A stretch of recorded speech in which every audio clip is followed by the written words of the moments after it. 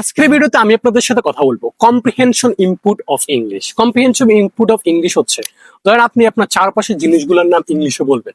এর মাধ্যমে কিন্তু আপনার জন্য ইংলিশ শেখাটা অনেক বেশি ইজি হয়ে যাবে। কারণ আপনি যখন কম্প্রিহেনশন ইনপুট করবেন, চারদিকে জিনিসপত্র সম্বন্ধে জানার চেষ্টা করবেন, তখন কিন্তু আপনার ওয়ার্ডগুলো ক্যাচ করাটা ইজি হয়ে যাবে এবং আপনার জন্য ইংলিশ শেখাটা আরো বেশি ইজি হয়ে যাবে।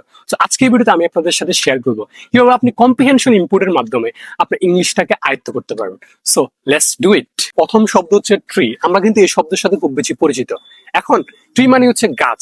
এখন ধরেন I am sitting next to the tree, এর মানে হচ্ছে আমি গাছের সামনে বসে আছি। এটা হচ্ছে আপনার প্রথম শব্দ। আপনি ইউজ করতে পারেন যে I am sitting next to the tree, এর মাধ্যমে আপনি এই শব্দটাকে ক্যাচ করতে পারেন। পরবর্তী শব্দটা হচ্ছে গ্রাস। দিস ইজ এ গ্রাস। আমি বলতে পারি যে I M standing on the grass, এর মানে হচ্ছে আমি গ্রাসের উপরে দাঁড়িয়ে আছি। তো আপনি যদি এই শব্দটা ক্যাচ করেন, আপনি কম্প্রিহেনশন ইনপুটে আরেকটা শব্দ জেনে গেছেন। আপনাদের পরবর্তী কম্প্রিহেনশন ইনপুটের যে শব্দটা সেটা হচ্ছে walk. I am walking in the park, এর মানে হচ্ছে আমি পার্কের মধ্যে হাঁটতেছি। তারপর আমি আপনাদের সাথে যে শব্দ নিয়ে কথা বলবো সেটা হচ্ছে পিপল। ধরেন আমার পিছনে দুইটা মানুষ আছে, তো আমি বলতে পারি যে দেয়ার আর টু পিপল বিহাইন্ড মি।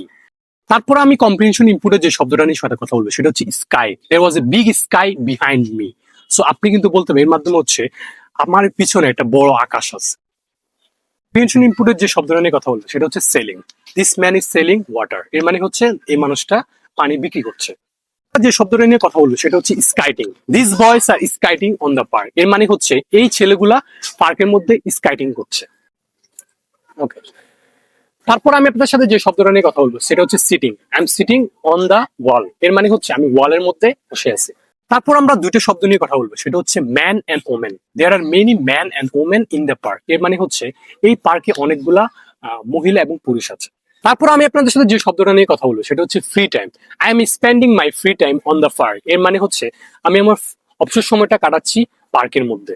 আপনি যদি এভাবে প্রতিদিন আপনি কম্প্রিহেনশন ইনপুট করতে থাকেন এবং অনেকগুলো শব্দ আপনার চারপাশে গুলো জানার চেষ্টা করেন, এর মাধ্যমে কিন্তু আপনি খুব ইজিলি ইংলিশ ওয়ার্ড গুলোকে ক্যাচ করতে পারবেন এবং আপনার ইংলিশ স্কিলটা অনেক দ্রুত ডেভেলপ হয়ে যাবে।